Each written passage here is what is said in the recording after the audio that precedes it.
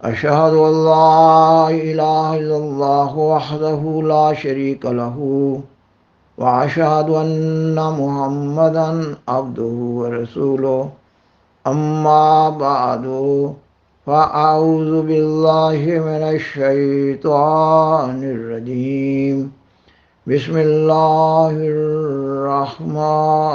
الرحیم۔ سامعین و ناظرین کرام، السلام علیکم ورحمۃ اللہ وبرکاتہ۔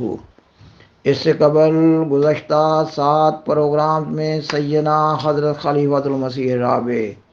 رحمہ اللہ تعالی کی طرف سے جماعت احمدیہ کے مخالفین، معاندین، مکفرین، مکذبین اور ان کے سیاسی اور مذہبی سربراہوں آئمۃ التکفیر کو قرآن مجید کی سورت آل عمران آیت 62 کی تعالیم کی روشنی میں دیے گئے مباہلہ کے کھلا چیلنج کو زیر بحث لایا گیا ہے۔ یہ کہ سیدنا حضرت خلیفۃ المسیح رابع رحمہ اللہ تعالی نے 10 جون 1988 کے خطبہ جمعہ کے ذریعے مباہلہ کا یہ چیلنج دیا۔ مباہلہ کے چیلنج کا مکمل متن 4 پروگرام میں قسطوار پیش کیا جا چکا ہے۔ نیز یہ بھی بیان کیا گیا ہے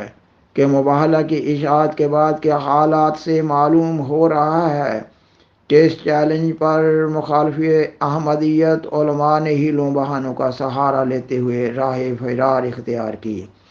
سیدنا حضرت خلیفۃ المسیح رابع رحمہ اللہ تعالی نے 5 اگست 1988 کے خطبہ جمعہ میں مخالف احمدیت علماء کے ہیلے بہانوں پر تبصرہ پیش فرمایا۔ مباہلہ کے سلسلہ میں پیش کیے جانے والے 7ویں پروگرام میں مخالف احمدیت علماء کے ہیلے بہانوں کا ذکر کیا گیا ہے۔ آج کے پروگرام کے ذریعہ کتاب سلسلہ احمدیہ جلد 4 کے حوالہ سے اس مضمون کو آگے بڑھایا جا رہا ہے۔ گزشتہ پروگرام میں کئی ایک مخالف احمدیت علماء کے مختلف ہیلوں بہانوں کے سلسلہ میں اس مباہلہ کے چیلنج پر طاہر القادری کے رد عمل کا ذکر کیا گیا ہے۔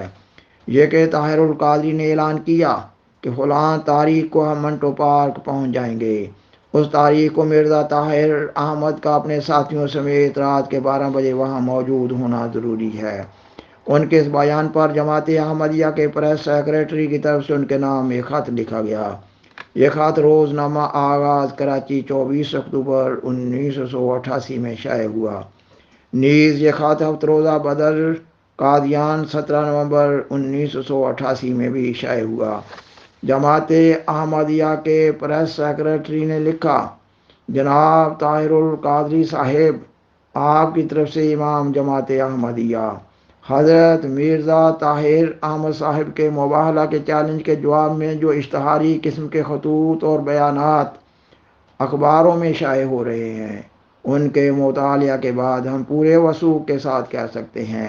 کہ نہ صرف یہ کہ آپ اس معاملہ میں سنجیدہ نہیں، بلکہ آپ کا دل تقوی سے خالی ہے اور آپ کی حیثیت ایک مجمع باز کی سی ہے جو سستی شہرت حاصل کرنے کے لیے چالاکیوں سے کام لے رہا ہے۔ سب سے پہلے تو آپ کا یہ ظاہر کرنا کہ گویا امام جماعت احمدیہ نے چیلنج قبول کرنا ہے، صریحاً عوام کی آنکھوں میں دھول ڈالنے کے مترادف ہے، کیونکہ امام جماعت احمدیہ تو نہ صرف چیلنج دے چکے ہیں بلکہ کھلم کھلا خطبات میں بھی اور تحریر کے ذریعہ بھی متعدد بار آپ لوگوں کے الزامات کے جواب میں لعنت اللہ علی الکاذبین کہہ چکے ہیں اور مباہلہ کے چیلنج کا ایک فریق بن چکے ہیں، جس کے بعد تو آپ کی طرف سے قبولیت کا سوال باقی تھا، نہ کہ دوبارہ ان کی طرف سے۔ آپ کو بھی چاہیے تھا کہ جس طرح جماعت احمدیہ نے چیلنج شائع کروایا ہے، اخبارات میں اکیلے یا مل کر اپنے دستخطوں کے ساتھ امام جماعت احمدیہ کے چیلنج کے الفاظ کو شائع کراتے اور تحدی کے ساتھ اعلان کراتے کہ مرزا طاہر احمد ان سب باتوں میں جھوٹا ہے، نعوذ باللہ من ذالک، اور جس شخص پر یہ بطور مسیح موعود اور امام مہدی ایمان لایا ہے وہ بھی یقیناً جھوٹا ہے، نعوذ باللہ من ذالک۔ پس جس طرح اس نے لعنت اللہ علی الکاذبین کہہ کر جھوٹے پر لعنت ڈالی ہے،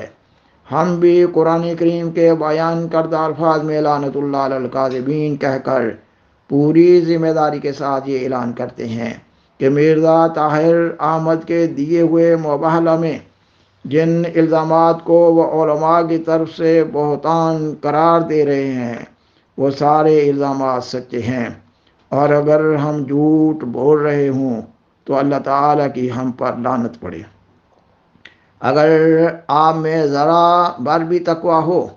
تو یہ سیدھا سادہ طریقے اختیار کرتے۔ دوسرا پہلو اس مطالبہ سے تعلق رکھتا ہے جو آپ کی طرف سے پیش ہو رہا ہے کہ فلاں میدان میں اکٹھے ہوں، اور اگر لاہور فلاں تاریخ کو نہ پہنچے تو ہم تمہیں جھوٹا سمجھیں گے، یا ہمیں وقت دو کہ ہم تمہاری مقرر کردہ جگہ پر پہنچ کر مباحلہ کریں۔ ہمارے نزدیک یہ سب نفس کی بہانہ سازیاں ہیں اور مباحلہ سے فرار کی راہ۔ ہمارا یہ ایمان ہے کہ خدا تعالیٰ کائنات میں ہر جگہ ہے اور اس کے قبضہ قدرت سے کوئی جگہ باہر نہیں، اور کوئی مقام اس کے تسلط اور جبروت سے خالی نہیں۔ وسع کرسیہ السماوات والارض، اس کی کرسی زمین و آسمان پر محیط ہے۔ نہ کسی دنیاوی بادشاہ کی طرح پاکستان یا انگلستان میں کسی مقام پر پڑی ہوئی ہے۔ اس کو مخاطب کر کے لعنت اللہ علی الکاذبین کہنے میں آپ کو آخر کیا خطرہ ہے، اور کیوں فریقین کی موجودگی ضروری ہے؟ کیا خدا تعالیٰ اس بات پر قادر نہیں کہ آپ کی لاہور میں ڈالی ہوئی لعنت کا انہیں لندن میں شکار بنا دے، یا ان کی دنیا میں کسی مقام سے ڈالی ہوئی لعنت کا آپ کو شکار بنا دے، خواہ کہیں بھی آپ ہوں؟ تیسری بات یہ ہے کہ اگر آپ آیت مباحلہ سے یہ استنباط کر رہے ہیں کہ آمنے سامنے ہونا ضروری ہے، تو اس کی روح سے پھر تمام انفس جو خواہ کسی فریق سے تعلق رکھتے ہوں، ان کا اپنے سارے بیوی بچوں کے ہمراہ وہاں موجود ہونا ضروری ہوگا، اور کیا پھر ساری دنیا کے 1 کروڑ احمدیوں کا اور آپ کے مریدوں کا، خواہ وہ ہزاروں میں ہوں یا لاکھوں میں، کسی ایک مقام پر اکٹھا ہونا ممکن ہے؟ آپ اپنی ایک لغو تعویل کو قرآن پاک کی طرف منسوب نہ کریں۔ مزید برآں کیا آپ یہ ثابت کر سکتے ہیں کہ مباحلہ کا چیلنج جو نجران کے عیسائی وفد کو دیا گیا تھا، اس میں ان سے یہ مطالبہ کیا گیا تھا کہ تم اپنے بیوی بچوں اور انفس کو مدینہ میں حاضر کرو، ورنہ مباحلہ نہیں ہو سکے گا؟ یا رسول کریم صلی اللہ علیہ وسلم نے یہ پیشکش فرمائی تھی